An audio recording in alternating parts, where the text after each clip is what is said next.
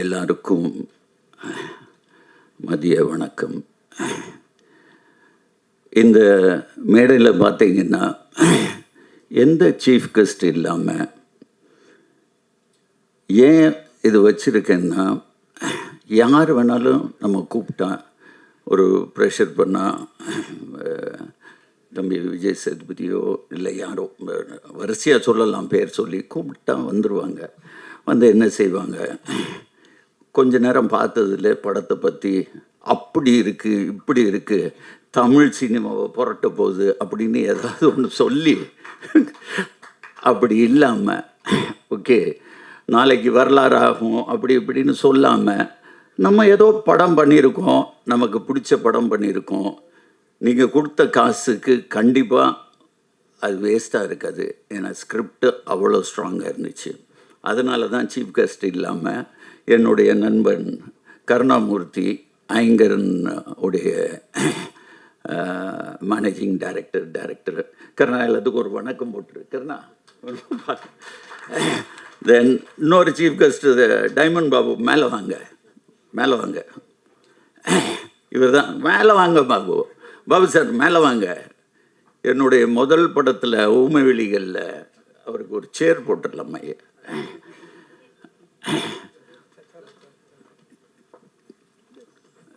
PRO introduce ஆனது. இவரை பற்றி சொல்லணுன்னா, ஒரு வாட்டி ஷூட்டிங்கில் ரஜினி சார் ஷூட்டிங் நடந்துட்டு இருக்குது, பிரபு இருந்தார், பிரபன் இருந்தாங்க, எல்லாம் இருக்கும்போது நாங்கள் போனோன்னே ஹீரோ ஹீரோ ஹீரோ இங்கே வாங்க அப்படின்னாரு. பாபு சார் பின்னால் 2 பேர் நிற்கிறாங்க, யார் என்ன நினச்சா என்ன அப்படின்னு சொன்னவர் தான். என்ன பாபு கரெக்டாக இல்லையா? எத்தனை பேர் இருந்தாலும் ஹீரோ ஹீரோன்னு ஆரம்பத்துலேருந்து சின்ன வயசுலேருந்து சொல்லி பழக்கம் ஆனதுனால அப்படியே கூப்பிடுறேன்னு சொன்னார். ஸோ இந்த படத்துக்கு ஒரு 3 சிறப்பு அம்சம் இருக்குது. ஒன்று, எல்லாருமே புது டெக்னீஷியன். நான் முதல்ல கீர்த்தி சொன்னதுக்கப்புறம் ஒரு 2 வருஷத்துக்கு முன்னால் கதையை கேட்டோன்னே எனக்கு அது பிடிச்சிச்சு. இவன் கூட மதனா, உன் கூட மதனா வந்தான், மதன்னு ஒரு பையன் வந்தான், இவனுடைய அசிஸ்டன்ட் டைரக்டர். நல்லா இருக்குப்பா, இது கொஞ்சம் ஒர்க் பண்ணணும், உனக்கு அது பிடிச்சிச்சின்னா நானும் சேர்ந்து ஒர்க் பண்ணால் தான் நம்ம பண்ண முடியும். சார் பண்ணலாம் அப்படின்னா, இல்லை அப்படி உனக்கு இஷ்டம் இல்லைன்னா நீ போயிட்டு வா அப்படின்னு. சரி சார் அப்படின்னு போனால் ஒரு 4 நாள் கழித்து திருப்பி வந்துட்டான். இல்லை சார் நம்ம ஒர்க் பண்ணி பண்ணுவோம் அப்படின்னா. சரி பண்ணும்போது உட்காந்துட்டு, சார் யூனிட்டாக எல்லோரும் ஒன்றா நாங்கள் சேர்ந்து பண்ணணும்னு ஆசைப்பட்டோம். யூனிட்டாக யார் யூனிட்டு? மியூசிக் டைரக்டர் புதுசு, எடிட்டர் புதுசு. அப்படியா? சரி, அவங்க எல்லாத்துக்கும் திறமையாக இருக்கா சார் கேட்குறீங்களா அப்படின்னா. ஒன்றும் வேண்டாம், சரி வர சொல்லு, எல்லோரும் வெளியே தான் நிற்கிறாங்க, வரிசையாக கூப்பிட்டுட்டு வரேன்னு வரிசையாக எல்லாத்தையும் கூப்பிட்டுட்டு வரான். அப்படி வரிசையாக உள்ளே வந்தவங்க தான். அதில் மியூசிக் டைரக்டர் வேறு, என்னடா எடுத்துகிட்டு வந்த நீ? ஸ்பீக்கர்ஸு எல்லாத்தையும் எடுத்துகிட்டு வந்துட்டான்.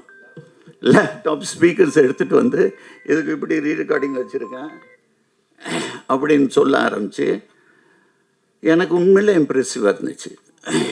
சரி, நம்ம தான் எல்லாத்துக்கும் ஒரு வாத்தியார் மாதிரி இருக்கோமே, நம்ம எக்ஸ்பீரியன்ஸ் உள்ளே போட்டுட்டு இவங்க கூட சேர்ந்து ஒர்க் பண்ணுவோம்.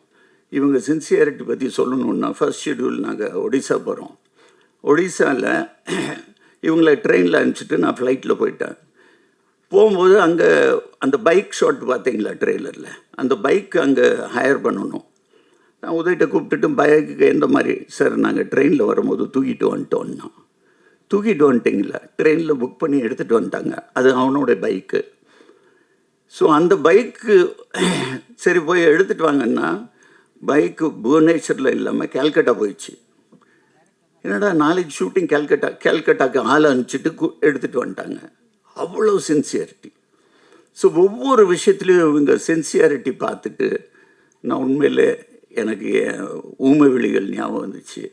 அந்த மாதிரி தான் இந்த பசங்களை வச்சு ஒரு அருமையான டீம். இது ஹார்ட் ஒர்க்கிங். இன்றைக்கி சினிமா இருக்கிற கரப்ஷன் எதுவுமே இல்லை. வண்டி வந்தால் தான் இல்லை, எல்லாம் ஒரு 10 பைக்கில் வந்துடுவாங்க லொக்கேஷனில். ஒன்றா சாப்பிடுவோம், ஒன்றா இருப்போம். என் பிள்ளைகளோட 2 வருஷம் நான் இவங்க கூட தான் அதிகமாக இருந்தேன். ஸோ இவங்க எல்லாத்துக்கும் மிக்க பெரிய நன்றி. தென் இந்த படத்தில் இவங்க சொன்னது வரிசையாக சொல்லலாம். இவங்க எல்லாம் சொன்னாங்க, சார் நீங்கள் என்ன சொன்னாலும் சரி அது எல்லாம் உண்மை, எல்லோரும் உண்மை. ரமேஷ் திலக் வரல, அவனும் அதுதான் சொன்னான். சார் பணம் அப்புறமா பேசுவோம். ஆதித்ய மேனன் அப்படி தான் சொன்னான், பிரேம் அப்படி தான் சொன்னான், எல்லாருமே அப்படி தான். உண்மையில் எனக்கு என் மேலே ஒரு பெருமை ஆயிடுச்சு. அடப்பாவுமே இப்போவும் ஜனங்க நம்மளை நல்லவன் நம்பிட்டு இருக்காங்களே. ஆனால் உண்மையில் நான் இவங்க சொல்கிறதோட நான் முன்னால் இருக்கணும், நான் அஹெடாக இருக்கணும்னு சொல்லி இவங்களுக்கு எல்லாம் ஏற்பாடு பண்ணேன். இந்த படம் நிச்சயமாக உங்களுக்கு மட்டும் இல்லை, ஜனங்களுக்கு பிடிக்கும். இதுக்கு மேலே நான் இன்னும் 2 பேரை நான் மென்ஷன் பண்ணோம். என்னுடைய நண்பன் இணைந்த கைகளில் ஊமை வெளிகளில் பண்ண செல்வகுமார், அவர் நான் இந்த படத்தில் ஒரு கேமரா சூப்பர்விஷன் மாதிரி பண்ண வச்சேன். தென் வேலுமணி எனக்கு டைலாக் ரைட்டர், இந்த படத்துக்கு ஒரு புது டைலாக் ரைட்டர் சரவணன் குமார், அவர் வரல.